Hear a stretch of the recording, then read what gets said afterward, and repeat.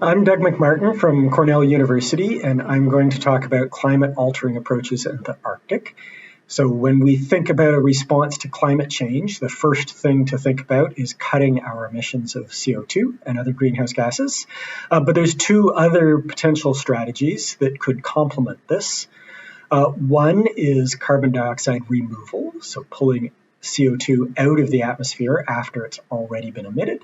And the second is solar radiation modification, SRM, also known as solar geoengineering, and this involves reflecting a small amount of sunlight back to space.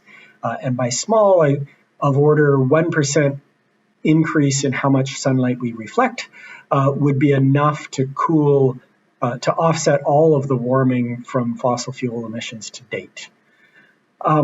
So before I talk about the various ideas that are involved for how you would do each of these, and a little bit about the specific impacts in the Arctic, let me say just a little bit more about context. You cannot use either of these as a substitute for cutting emissions. In the case of CDR, it's probably cheaper to not emit than to emit a molecule of CO2 and take it back out after the fact.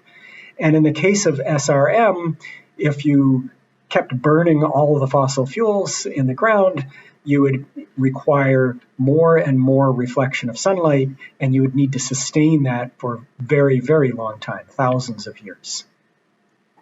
The challenge, however, is that it's unclear today how rapidly we're going to be able to bring our CO2 emissions to zero. And bringing them to zero isn't when we solve climate change, it's when we stop making it worse. With the case of CDR, there are a number of ideas on the table there, but it's again unclear how rapidly those can be scaled up. None of them really exist at scale today. And so there's a significant possibility of having some overshoot of our temperature targets. And this is particularly of concern in the Arctic due to the possibility of tipping points, for example, that if you allow the climate to warm and then bring it back down, you may have triggered some irreversible changes in the climate system. So this is the context for thinking about SRM. It would certainly cool the planet, but there are lots of other risks, both physical and societal, that need to be taken into account in thinking about that. So let me first talk about CO2 removal. The plot here is from the IPCC special report on 1.5 degrees that was released a couple of years ago. All of the scenarios that meet 1.5 degrees involved not only rapidly cutting our fossil fuel emissions, but then going to negative emissions, so pulling more CO2 out of the atmosphere than we're putting in. There are lots of ideas, as I mentioned. What one would like is something that is scalable, so it has to be at least somewhat commensurate with the scale of our current CO2 emissions, without substantial local impacts and without being super expensive. So let me give you just a couple of examples. You could plant trees that would pull CO2 out of the atmosphere as it grows, not particularly expensive and not with significant local impacts. However, there isn't enough available land for this by itself to solve the problem. So it could be a useful component of a response, but it's not sufficient. An idea that's received a lot of attention is bioenergy with carbon capture and storage, or BECCS. So you grow plants, burn them in a power plant, suck the carbon dioxide out of the flue gas and store that underground. In principle, we know how to do all of those things, but if you were to do it at the scales that matter, you're going to displace land and water as well away from food crops. A third possibility would be direct air capture. This is a picture of a plant in Switzerland, a pilot plant, that sucks CO2 out of the atmosphere chemically. And in fact, there's one in Iceland as well that does that and stores the CO2 underground, pumps the CO2 down where it mineralizes to be permanently sequestered. The challenge with these is that the projected costs are currently around $100 a ton. There's ideas for how that could be pushed further down, but right now it's too expensive to make a significant contribution. So there's a number of other ideas in this space. 2 observations specific to the Arctic. From the atmosphere's perspective, it doesn't make any difference where you pull the CO2 in.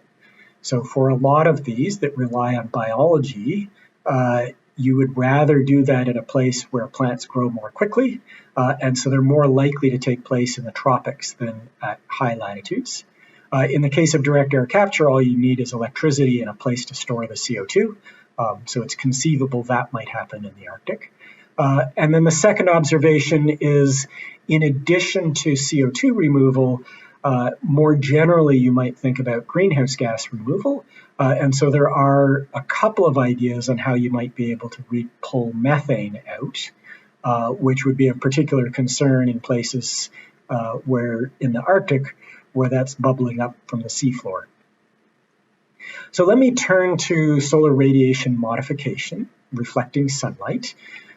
2 broad observations to make here is, for any of the methods that I describe, if you were to do this globally, what would the impacts be in the Arctic? And second, can you actually focus the effort directly in the Arctic itself? So the idea that's best understood is stratospheric aerosols. It's best understood because it's essentially mimicking what happens after a large volcanic eruption. The picture here is of Mount Pinatubo, which erupted in the Philippines in 1991. That put about 30 megatons of sulfate aerosols into the stratosphere. So at about 20 kilometers up in the tropics, the air is sufficiently stable that what you put there persists for a year or more, and in this case reflecting sunlight, which cools the climate. And the Mount Pinatubo eruption is estimated to have cooled the climate by of order of 0.5 degree Celsius. So in principle, it wouldn't be fundamentally hard to design and build aircraft that could essentially mimic this effect. Take a payload up to the stratosphere and release it. If you do that in the tropics, it would be a global strategy. It would cool everything. You could also, in fact, put the aerosols in at higher latitudes and deliberately target the Arctic in particular. That actually might be technically easier simply because the tropopause, the boundary of the stratosphere, is at lower altitudes at high latitudes. The second approach here is marine cloud brightening. So this is a satellite picture off of Europe's Atlantic coast. Each of these lines you see is a ship track left behind. It's a cloud that was basically formed by the interaction of the pollution from the ship and the water vapor in the atmosphere. You don't need to do this with pollution. You could, in principle, spray salt water and it would have the same effect. The problem or the challenge here is simply that we don't understand the physics well enough to know when and where it works. But if you could make this work, then it would be possible to do this regionally and target a very specific area. The cooling doesn't stay exactly where you target, but it could be focused in a particular area. And in fact, Australia is already considering this for the Great Barrier Reef. The third option I'll mention here is specific to the Arctic. The picture here is of silicate microspheres. So that's the same material as sand. And the idea is that these are very reflective. And so you could spread them on thin ice in the Arctic that would increase the reflectivity and cool and therefore help restore sea ice. And in fact, there's a group that is already doing some very limited testing of this in the Arctic. So let me come back to this picture. None of these approaches affect the climate system the same way that rising CO2 does. So you could cool the planet, but you are going to alter other things like precipitation patterns. So that is the climate state at point 2 that I've labeled here is not the same as the climate state at point 3. So just to illustrate that, here's a climate model simulation of stratospheric aerosol injection done globally. On the left is the pattern of warming and precipitation change that you get if you allow the climate to warm by 1 degree due to increased CO2. And on the right is that same CO2, but now offset by cooling from stratospheric aerosols. And if you look at this, you might think, wow, the pictures on the right look like they're lower risk than the pictures on the left. particularly in the Arctic due to that polar amplification of global warming. Two caveats to note. First of all, the broad statement that it will cool is clear from basic physics, but the details depend on the model, and there is some uncertainty in that projection. And second is, globally this cools. Well, it cools everywhere, but impacts aren't driven just by temperature, and the details potentially matter. And so I'll just point out in the Arctic here, you see a little bit of warming over Scandinavia and northern Russia. That warming occurs primarily in the winter, partly simply that if you're cooling by reflecting sunlight and there is more sunlight in the summer than the winter, you're going to overcool the summer and undercool the winter. And partly a complex interaction between how the aerosols affect the stratosphere and how that couples to the surface climate. The reason for pointing that out is simply that evaluating the impacts is a little bit more difficult than just saying, oh, it gets colder.